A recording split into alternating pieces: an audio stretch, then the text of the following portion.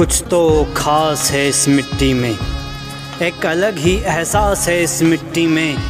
यूं ही हंसते हुए मौत के मुंह में नहीं जाते, यूं ही हंसते हुए मौत के मुंह में नहीं जाते। देशभक्ति की प्यास है इस मिट्टी में। जी, इतनी खूबसूरत थी, इतनी खूबसूरत थी कि पूरे के पूरे उस समय एक विशेष जाति के लोगों की निगाह उन पर थी। जी, और उनके पिता का जिगरा देखो, उनका दिल देखो। उन्होंने अपने हाथों से अपने घर से तलवार निकाल करके अपनी बेटी की गर्दन काट दी। नमस्कार, मैं हूं मनप्रीत और आप देख रहे हैं आपका अपना चैनल वायरल सच। जैसे ही बात आती है 15 अगस्त की, हम बहुत खुश होते हैं क्योंकि उस दिन हमें आज़ादी मिली। बट उसके पीछे की एक कड़वी सच्चाई जो सबके सामने है या हम अपने बुजुर्गों से सुनते हैं, उसको सुनकर रूह कांप जाती है। विभाजन, विभीषिका। जी हाँ, एक ऐसी त्रासदी जिसको सोचकर भी हमारे बुजुर्ग आज तक हमें बताते हैं कि क्या हुआ था, किस तरीके से जो है उन्होंने दोबारा से अपना जीवन जो है शुरू किया था। इतना कुछ होते हुए भी जब वो त्रासदी हुई, दोबारा से हम कहें एक ज़ीरो से स्टार्ट हुआ था सारा काम। तो कैसा था वो सफ़र, क्या कुछ हुआ उस समय में, आइए बात करते हैं समाज सेवी व उद्योगपति बोधराज सीकरी जी से। नमस्कार सर, बहुत बहुत स्वागत है आपका। आपसे हम यही जानना चाहेंगे, एक दायित्व आपको सौंपा गया विभाजन विभीषिका के ऊपर, क्या प्रतिक्रिया थी? क्योंकि ऐसी चीज़ों के बारे में जब हम सुनते हैं तो रूह कांप जाती है, या अभी भी अगर हम बात कर रहे हैं तो मन में ही हो रहा है कि क्या कुछ हुआ होगा। आंखों के आगे वो पूरा दृश्य आ जाता है जो हमारे बुजुर्गों ने बताया। क्या प्रतिक्रिया थी सबसे पहले आपकी?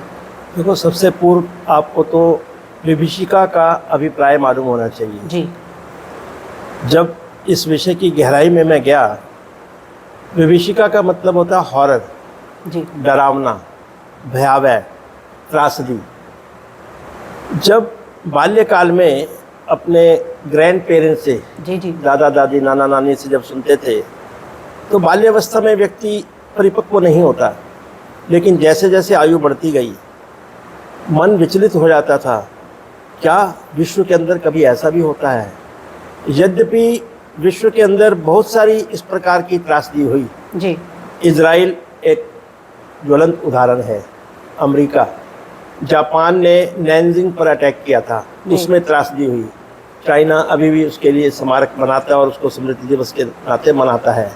जर्मनी, पोलैंड, आयरलैंड, इस प्रकार बहुत से देश हैं जहाँ पर इस प्रकार की त्रासदी हुई। लेकिन दुर्भाग्य की बात यह है कि विश्व के अंदर जो सबसे भयावह, सबसे दर्दनाक, जिसको कहते हैं बर्बरता की त्रासदी, जी, जी, वो हुई हमारे लोगों के साथ। जब विभाजन विभीषिका विषय आया, मैं आभार प्रकट करना चाहूँगा सर्वप्रथम हमारे देश के यशस्वी प्रधानमंत्री नरेंद्र भाई मोदी का, जिन्होंने लाल किला की प्राचीर से 3 वर्ष पूर्व घोषणा की कि जो लोग उस समय, पाकिस्तान तो शब्द बाद में आया, जी, जी, जी, वहाँ से विस्थापित होकर के भारत में आए, जी, उन बुजुर्गों की, उन शहीदों की, उन गुमनाम शहीदों की याद में उन्होंने घोषणा की कि भारत जो है विभाजन विभीषिका स्मृति दिवस 14 अगस्त को हर वर्ष मनाएगा। जी, आभार प्रकट करना चाहूँगा जी माननीय हमारे प्रदेश अध्यक्ष श्री ओम प्रकाश धनखड़ जी का। उन्होंने पहले मुझे प्रेरणा दी, लगभग 1.5 वर्ष पुरानी बात है ये जी, कि सीकरी जी, आप पंजाबी बिरादरी महासंगठन के प्रधान हैं गुरुग्राम के, जो आपके बुजुर्ग जिन्होंने वो त्रासदी देखी है, जिन्होंने दर्द वो देखा है, जिन्होंने भयावह स्थिति देखी है, उनके आप इंटरव्यू लो और उन इंटरव्यू के आधार के ऊपर आप उनके आर्टिकल अखबारों में छपवाओ और उनके आधार पर एक पुस्तक बनाओ जिसका विमोचन किसी भी हम हस्ती से करवाएंगे। तो यद्यपि मेरे से पूर्व केंद्रीय स्नातक धर्म सभा गुरुग्राम जो है वो ये काम ऑलरेडी कर चुका था, मैं उसमें भी मुख्य संरक्षक हूँ। तो मैंने उन लोगों के जो इंटरव्यू थे, साक्षात्कार थे, जिनमें लगभग आयु औसतन 85 साल उससे ऊपर है जी, लगभग 45 या 50 लोगों के साक्षात्कार को मैंने निरंतर 50 दिन तक अखबारों में निकलवाया। औसतन 10 से 12 अखबारों के अंदर उसकी कवरेज आती थी। फिर उनको कंपाइल किया, उन प्रेस क्लिपिंग को, फिर उसकी एक पुस्तक बनाई जी, और मेरा सौभाग्य है कि उस पुस्तक का विमोचन हमारे प्रांत के यशस्वी मुख्यमंत्री श्री मनोहर लाल जी के करकमलों द्वारा हुआ। उसके बाद जब ये घोषणा हो गई कि विभाजन विभीषिका का स्मृति दिवस मनाया जाएगा, जी जी, तो माननीय प्रदेश अध्यक्ष ओपी धनखड़ जी ने एक समिति का गठन किया। हमारे रोहतक से श्री मनीष ग्रोवर जी जो पूर्व मंत्री हैं जी जी, और हमारे भाजपा में उपाध्यक्ष हैं, उनको संयोजक बनाया। उनके साथ श्रीमती सीमा त्रिखा विधायक फरीदाबाद और श्री विनोद भयाना विधायक सिरसा, और मुझे उन 2 एमएलए के साथ सेवा का मौका मिला। जब मैंने एज ए संयोजक के नाते 22 जिलों के जिला अध्यक्षों से बात करी जी, फिर हमने संयोजकों की नियुक्ति करी।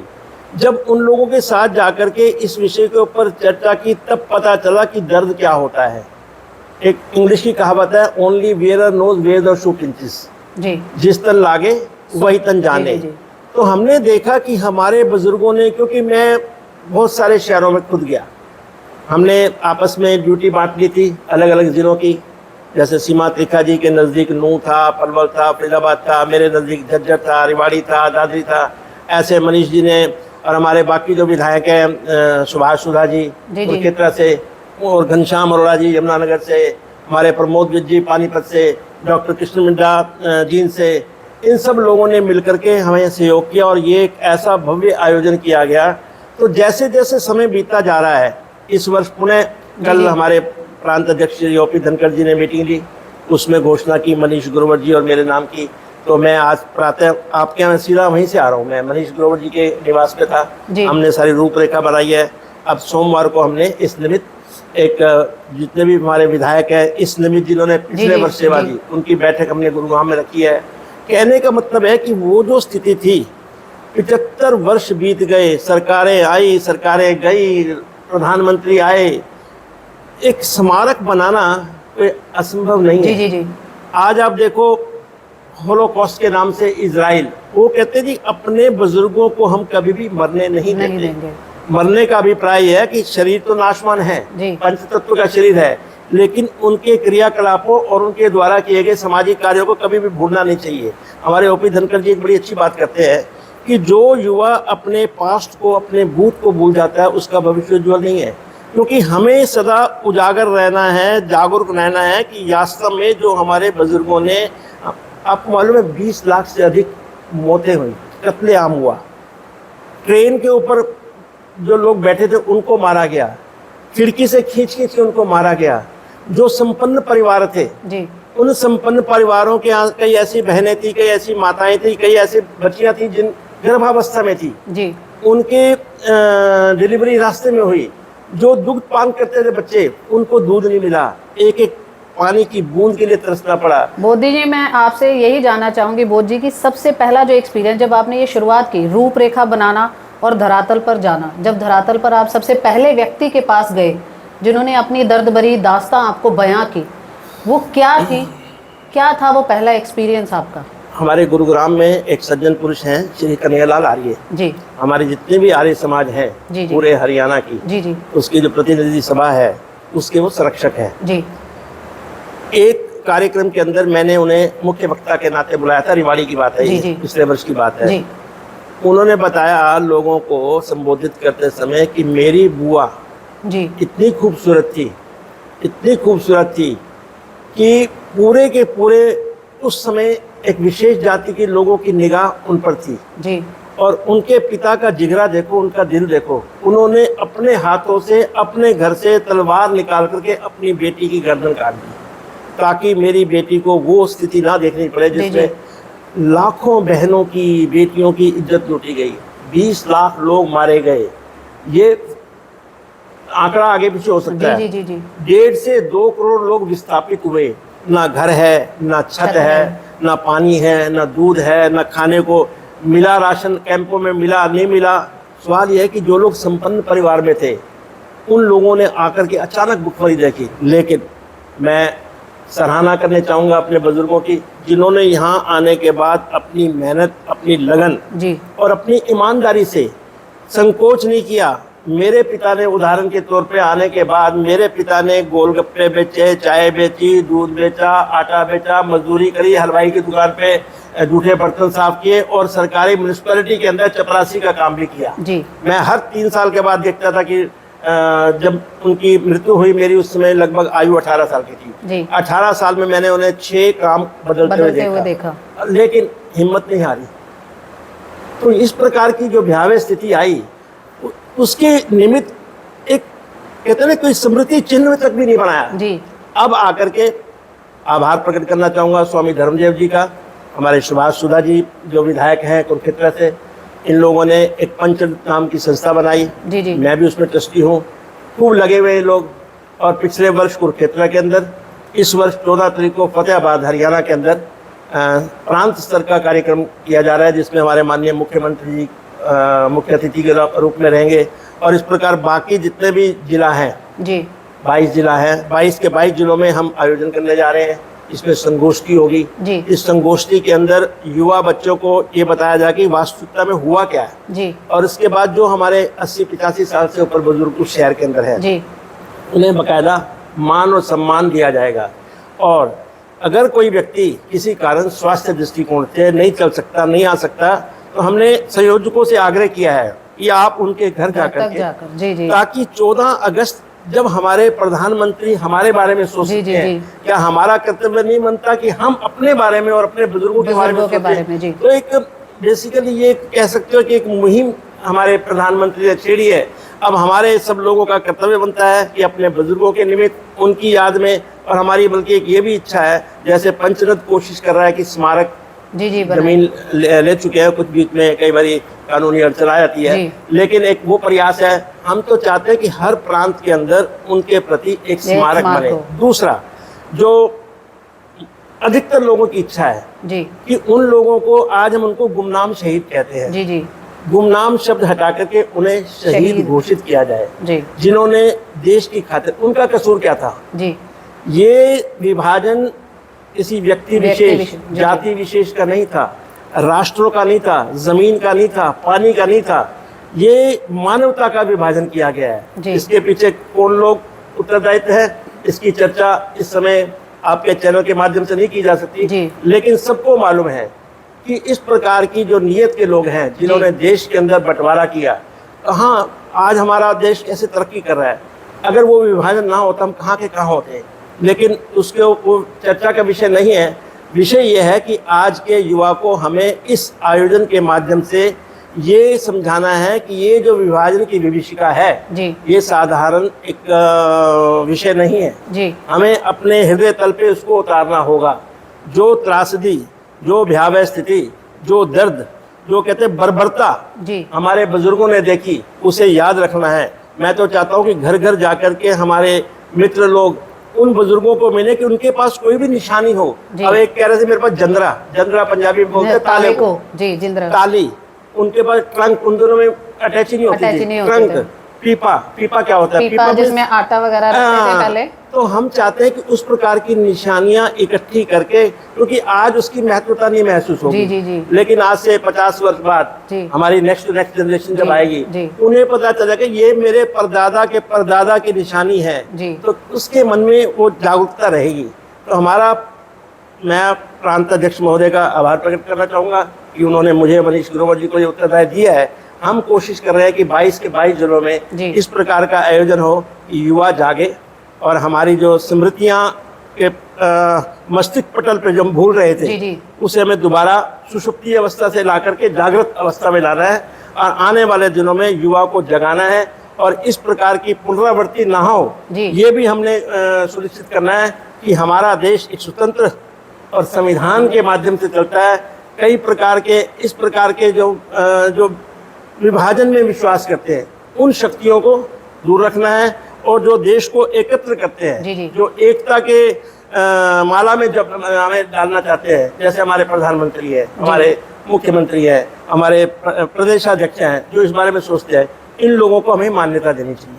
तो सीकरी जी, कभी कोई ऐसा भी आपके सामने आया, क्योंकि हम खैर इसमें हम जेंडर की बात तो नहीं करेंगे, कोई महिला भी जुड़ी है आपके साथ इस जो आप बात कर रहे हैं बुजुर्गों की, किसी महिला ने अपनी आप बीती बताई हो या अपने परिवार की दास्तां सुनाई हो कि किस तरीके से वो वहाँ से यहाँ तक आए? जो मैंने पुस्तक बनाई थी जी, मैं आपको भेजूंगा वो पुस्तक भी, जिसमें संकलन है सभी के इंटरव्यू का, जी उसमें बहुत सारी महिलाओं के इंटरव्यू भी है। जी उन्होंने आप बीती बताई है। जी। अब हमारे हाल ही में शिवाजी नगर में एक बालाजी मंदिर था, जी। अभी भी है। जी उसकी जो संयोजिका थी, जिनको देवता जी कहते हैं, अभी हाल ही में लगभग 3 महीने पे उनका देहांत हुआ है। जी उनकी आप बीती कहानी उसमें है। जी ऐसे एक और बहन जी है, मेरी मौसी, जी हालांकि वो अब नहीं है इस संसार में, उनके आर्टिकल तो नहीं है, लेकिन मेरे साथ बैठ करके उन्होंने, मुझे याद है आज से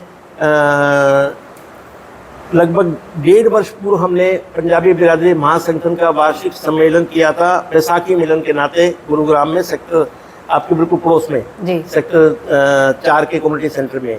वहाँ पर मेरी मासी, जिनकी उस समय आयु थी लगभग 92-93 साल, जी वो आई थी। उन्हें मुख्यमंत्री महोदय ने, क्योंकि मंच पर नहीं आ पाई, उन्हें, ऐसे बहुत सी महिलाएं हैं।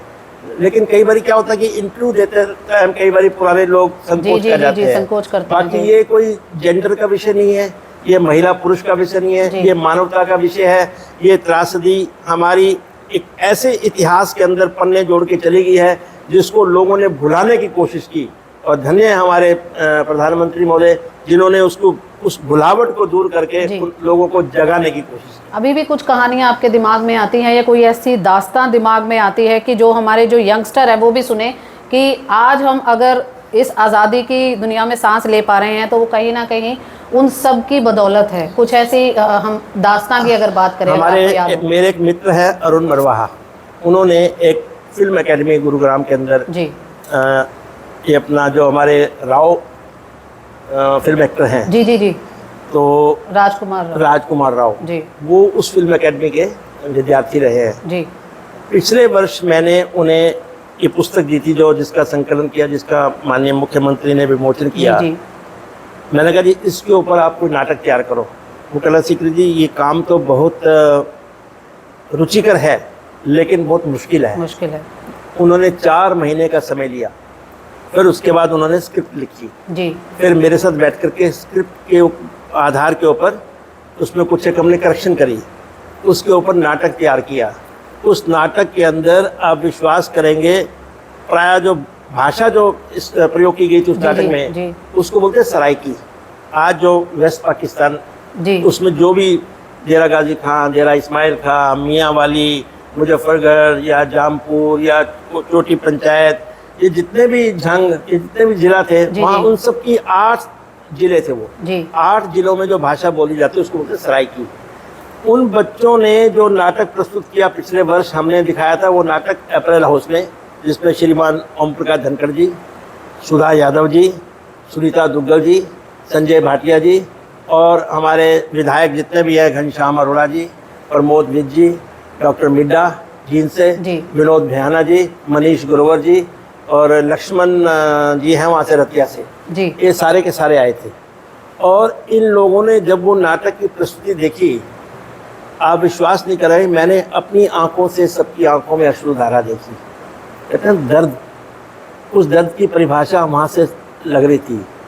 तो उस नाटक के अंदर जो 28-29 बच्चों ने भाग लिया जी, एक भी पंजाबी नहीं था जी। लेकिन उन्होंने, क्योंकि बच्चों को भी लगा कि इतनी भयावह ऐसा नाटक, तो उन बच्चों ने उस सराइकी भाषा जो उनकी भाषा नहीं थी जी, इस आयु में आकर के उन्होंने वो सीखी जी। और उसके अंदर कुछ हिंदी का मिश्रण भी है, थोड़ा उर्दू का टच भी है और उसमें सराइकी का टच ज्यादा है जी। तो वो बातें देख करके लगता है कि जो आप आंख बंद करो जी। कभी आपने ना एक आध्यात्मिक दृष्टिकोण से कहते हैं योग निद्रा जी। योग निद्रा में क्या है कि संत आपको कहता है कि आप आंख बंद करो, अब अपनी आंख को देखो, अपनी नाक को देखो, अपनी भुजाओं को देखो, अपनी जांघ को देखो। इस प्रकार यदि आप आंख बंद करके मैं आपको कहूँ कि आप वो स्थिति को जरा इमेजिन करो जी, कि उस समय क्या हुआ होगा। और देखो कि सामने मेरी माँ, मेरे पिता खड़े हैं जी, और सामने एक दूसरा वर्ग खड़ा है तलवार लेकर के जी, कैसे गर्दन काटी जाती है जी। मतलब वो देखने के बाद कहते हैं एक रूह कांप जाती है जी, और आप डर जाते हो एक किस्म का। तो हम चाहते हैं कि युवा इस बात को याद रखे और कभी ना भूले, और हमारे जो बुजुर्गों की यादें हैं उन्हें तरोताज़ा रखें। वो हो सकता है स्मारक के माध्यम से, वो हो सकता है स्मृति दिवस आयोजन समिति जो हम कर रहे हैं हर वर्ष, उसके माध्यम से, या उनकी जो भी धरोहर हमारे पास है निशानी के तौर पे, उनको निहार करके, ताकि उनकी जो हमारी स्मृति हमारे मन में बनी हुई है हमें जागृत अवस्था में लेके आए, हमें सुषुप्ति अवस्था से बाहर ले आए। सीकरी जी, ऐसे समय में मैसेज की अगर बात करें, शायद ये भावनाएं ही हैं जो हम अपने यंगस्टर को जो है आगे देना चाहेंगे। आपका ऐसे समय में क्या मैसेज निकलता है कि हमारे यंगस्टर जो है आजकल एक दूसरी दुनिया में या हम कहीं डिजिटल दुनिया में, अलग ही दुनिया में है, कि क्या मैसेज देना चाहेंगे उन लोगों को आप? देखिए, डिजिटल दुनिया में जाना कुछ गलत नहीं है जी। समय परिवर्तन हो रहा है जी। स्थितियां बदल रही हैं जी। देश बदल रहा है जी। टेक्नोलॉजी बदल रही है जी। तो आज का युवा यदि डिजिटल, बल्कि प्रधानमंत्री महोदय ने पिछले बजट में निर्मला सीतारमण के माध्यम से डिजिटल यूनिवर्सिटी खोलने की बात की है भारत में, भारत पहला देश होगा, उसमें कोई गलत नहीं है। बट वास्तविकता से कहीं ना कहीं दूर है। वास्तविकता ये है कि राष्ट्र सर्वोपरि जी। अपने संस्कार जी। युवा को नहीं भूलने चाहिए, अपने संविधान युवा को नहीं भूलना चाहिए, क्योंकि शिक्षा, संगति जी। और संस्कार ये 3 आधार हैं जीवन के। यदि आज का युवा अपने संविधान के अनुसार से सिर्फ मस्तिष्क में एक ही बात रखनी है, राष्ट्र सर्वोपरि जी। संविधान सर्वोपरि, मेरे देश का झंडा सर्वोपरि, मेरा राष्ट्रगान सर्वोपरि, और हर प्रकार से समभाव, मीन्स हर व्यक्ति हमारे लिए, कोई जाति नहीं, कोई भेद नहीं। भगवान राम कोई ब्राह्मण परिवार से नहीं आए थे जी। जी। कृष्ण जी यदुवंश परिवार से है। तो इस प्रकार से इतने संत हुए, वाल्मीकि जी, संत रविदास जी, संत कबीर दास, गुरु नानक देव, ये कोई ब्राह्मण नहीं थे। तो इसलिए जाति को भूल करके हमें ज्ञान की बात करनी चाहिए, संस्कार की बात करनी चाहिए। युवा को मेरा एक ही संदेश है, नंबर 1 राष्ट्र सर्वोपरि, और संविधान की परिधि में रहकर के हमें अपना जीवन यापन करना चाहिए, और किसी प्रकार की किसी के बहकावे में ना आकर के एक ही मंत्र है कि भारत मेरा अपना राष्ट्र है जी। और मैं आपको एक और सुझाव देना चाहूँगा। जी। आपने मेरा साक्षात्कार लिया, मुझे बहुत अच्छा लगा, लेकिन जो आपने ये विषय चुना है जी, अभी तक किसी भी और चैनल ने मुझसे इस बारे में बात नहीं की है, तो इसके लिए मैं आपको साधुवाद भी देना चाहूँगा। और गुरुग्राम के अंदर कम से कम नहीं 50-60 ऐसे बुजुर्ग हैं जिनकी आयु 80-85 साल से ऊपर है जी। आपके लिए इतना तो संभव नहीं होगा आप 60 घरों में जाकर के 60 दिन तक, क्योंकि आपके लिए टारगेट है 14 अगस्त जो विभाजन विभीषिका का स्मृति दिवस जो मनाया जाना है। जी। तो मेरी आपसे सलाह ये है कि मैं आपको उन लोगों से परिचय कराऊंगा जो थोड़ा स्वास्थ्य दृष्टिकोण से ठीक है, जो बोल पाएंगे, उनकी जो आप बीती है उनको आप सुने जरूर सर। तो आपका जो सपना है जी कि विभाजन विभीषिका है क्या जी, वो आपका सपना साकार होगा जी। और जब आपके चैनल के माध्यम से युवा देखेगा जी, उद्देश्य क्या है, युवा को जागृत करना। लेकिन मैं चाहता हूँ वो युवा उन बुजुर्गों के इंटरव्यू जरूर सुने, उनके साक्षात सुने, जो अपने आंखों के सामने जो उन्होंने देखा है। बहुत बहुत धन्यवाद सीकरी जी हमारे साथ बात करने के लिए। ये एक बहुत ही अच्छी हम कहे सलाह भी है, और दूसरी अगर हम बात करें युवा को मोटिवेट करने की बात भी है। बहुत बार बातें आती हैं, हम अदर चीज़ों की बातें करते हैं, बट जो हमारी जड़ें हैं, जहाँ से हम निकले हैं, जो चीज़ें हमारे संस्कारों को बढ़ावा देती हैं, उनको कहीं ना कहीं देखना समझना बहुत आवश्यक है। जैसा सीकरी जी ने कहा, तो हम ये जो 15 अगस्त तक का ये जो समय है, इसमें ज़रूर प्रयास करेंगे उन बुज़ुर्गों तक पहुँचने का, उनकी आत्मकथा सुनने का, क्या कुछ उनके साथ बीती, क्या संग्रहालय वो अपने साथ लेकर आए हैं, क्या कुछ बचा था उनके पास, किस तरीके से अपनी ज़िंदगी दोबारा से शुरू करी। हम ज़रूर इसके ऊपर काम करेंगे, और आपसे भी अनुरोध है कि आप भी अपने घर परिवार में जो बच्चे हैं, युवा है, उनको ये इंटरव्यूज़ ज़रूर बताएं, क्योंकि जो 15 अगस्त है सिर्फ एक दिन मनाना ज़रूरी नहीं है, उस एक दिन के पीछे की जो दास्तां है उसको जानना समझना भी उतना ही ज़रूरी है, ताकि आप उस 15 अगस्त का जो महत्व है वो अच्छे से समझ पाए। इसी कड़ी को हम लगातार आगे बढ़ाएंगे, और ऐसे ही बुजुर्गों के साथ इंटरव्यूज़ भी करेंगे, उनकी आत्मकथा जानने का प्रयास करेंगे। आपसे अनुरोध है, इन विषयों को ज़्यादा से ज़्यादा शेयर करें, कमेंट करें, आपका क्या कहना है, या कुछ आपके अंदर कोई ऐसी बात है, या आप कुछ जानना चाहते हैं, या आप इस विषय का हिस्सा बनना चाहते हैं, तो आप बोधराज सीकरी जी से भी कांटेक्ट कर सकते हैं।